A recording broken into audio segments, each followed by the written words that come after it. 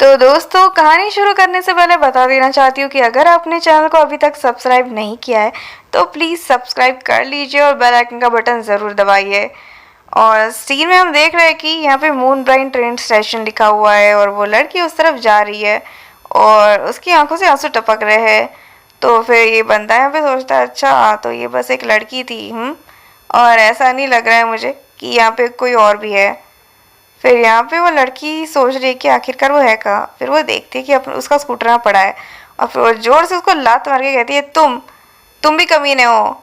और फिर वो उसे गले लगा कर कहती है, आई एम सॉरी, मुझे तुम पर गुस्सा नहीं उतारना था। मैं एक्चुअली मतलब मैं एक ट्रक को बुलाऊंगी जो तुम्हें जल्द से जल्द यहाँ के से लेकर जा सके। और फिर वो चली जाती है और ये बंदा देखता ही रहता है।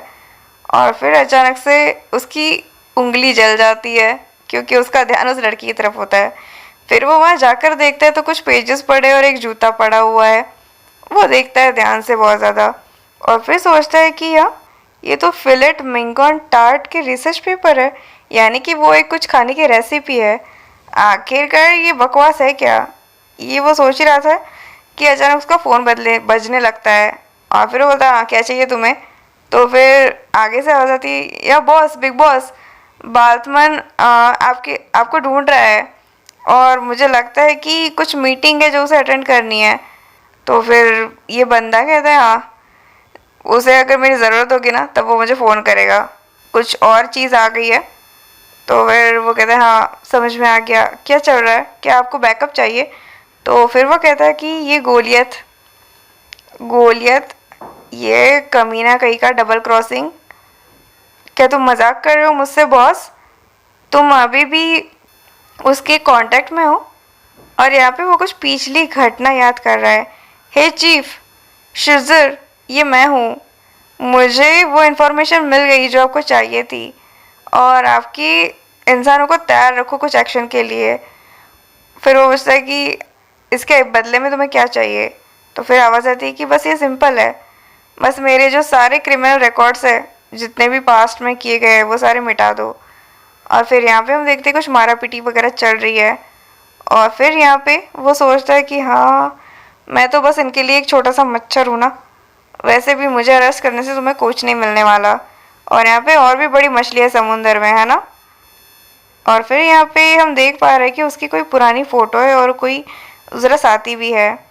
और फिर यहाँ पे आवाज़ आती है, हाँ तो क्या हुआ गोलियत के साथ, क्या वो किसी क्लैन मेंबर के साथ टकरा गया है, ऐसा कुछ हुआ है क्या। तो फिर वो कहता है मे बी। तो फिर वो आवाज़ आती है, हाँ क्या आप सीरियस है, फिर तो बहुत ज़्यादा अमेजिंग बात है ये तो। फिर वो कहता है पता नहीं यार, मैं भी बहुत डैम सरप्राइज हूँ, ये छोटी कुतिया कहीं की, मुझे लगता है वो उसके लिए आ रही है, ऐसा मैं बोल सकता हूँ। अचानक से वो फिर से पेपर देखकर खो जाता है और आवाज़ आती है, हेलो बॉस, हेलो, क्या आप अभी यहीं पे हो। तो ये बंदा सोच रहा है कि क्या इसीलिए गोलियात को सारे ढूंढ रहे हैं, लेकिन ये तो सिर्फ एक ही पेज है, यहाँ और होने चाहिए। और फिर वो याद करता है कि उसके बैग में और पेजेस थे। और उसके बाद में हम देखते हैं कि यहाँ पे आवाज़ आ रही है, स्प्लैश स्प्लैश। और फिर ये लड़की अपना हाथ धोते हुए सोच रही है कि फाइन, ये कुछ भी नहीं था, बस ये एक बहुत ही गंदा सा मजाक था जो कुछ लोगों ने मुझे डराने के लिए किया था। स्टिल मुझे लगता है कि क्या शायद मुझे पुलिस को ये सब बताना चाहिए, लेकिन क्या होगा अगर कोई सिर्फ कुछ चॉकलेट खा रहा हो और वह उसके जूते पर पूरी तरीके से पिघल जाए। मेरा मतलब इस तरीके की चीज़ मेरे साथ हर समय होती रहती है और यह अगर सिर्फ एक शरारत थी तो मुझे कुछ भी नहीं से उपद्रव करने के लिए फटकार लगाई जाएगी कि मैंने गलत गलत रिपोर्ट बताई है और उनका समय बर्बाद किया है। ऐसा नहीं है कि मुझे एक वास्तविक पैर या कोई शरीर मिल गया।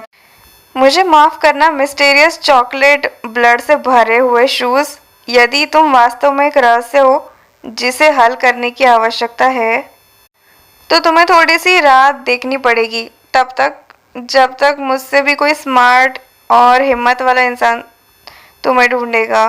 और फिर वो अपने जो भी अपनी जो टी शर्ट है उसको टक करते हुए सोच रही है कि मैं बस यहाँ पे एक छोटा सा नॉट बना देती हूँ, इससे मेरी जो कमीज़ है वो ठीक ढंग से रह जाएगी।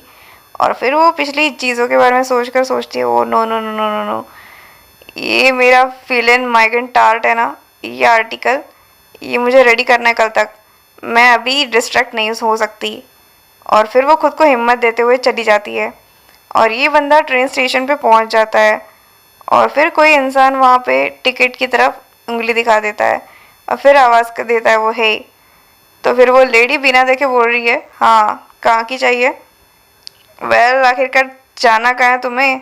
अगर तुम्हें पता नहीं है तो मैप चेक करो। और ये बोलते हुए जैसे वो नज़र डालती है और फिर वो कहती है हाँ, लेकिन क्राइस्ट गॉड डैम मैप, ये सच में बहुत ज़्यादा कंफ्यूजिंग होते हैं। आवाज़ आती है, मैप के बारे में भूल जाओ, शायद से तुम मेरी हेल्प कर सकती हो।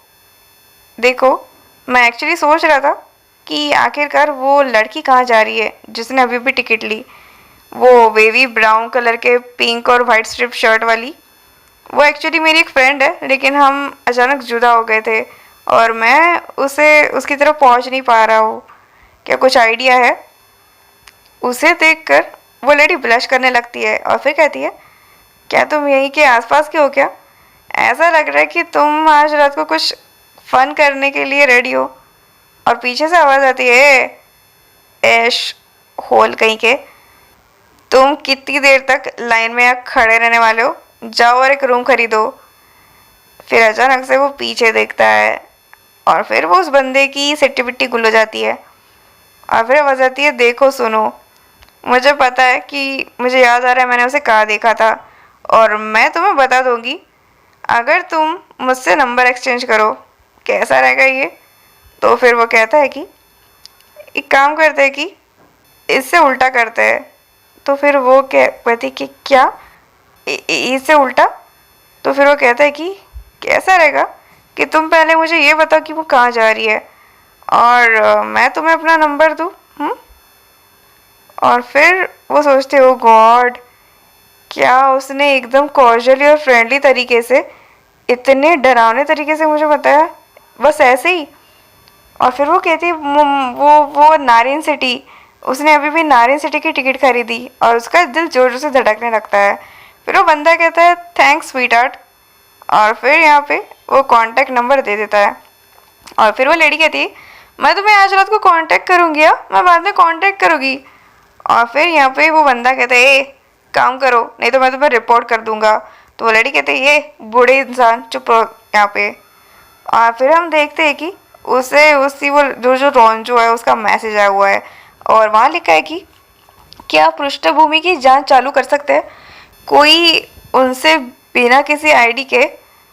फिर यहाँ पे वो रिप्लाई करता है कि पक्की बात है बॉस, मैं सिस्टम में हैक कर सकता हूँ आईडी के बिना, इसमें अधिक समय लगेगा लेकिन ऐसा कुछ भी नहीं है जो मैंने पहले कभी नहीं किया।